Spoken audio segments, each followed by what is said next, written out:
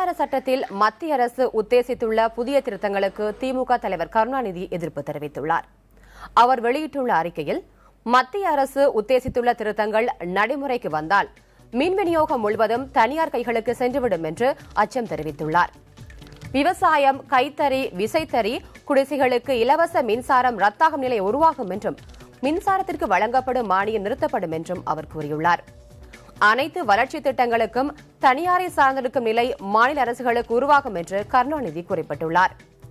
புதிய திருத்தங்கள் மாநில அரசுகளின் உரிமைகளை பறிக்கும் வகையில் இருப்பதாகவும், மத்திய மாநில அரசுகளின் கூட்டு பொறுப்பில் இருக்கும் மின்சாரம் மத்திய அரசு மேலாண்மையின் கீழ் சென்றுவிடும் என்றும் அவர் தெரிவித்துள்ளார்.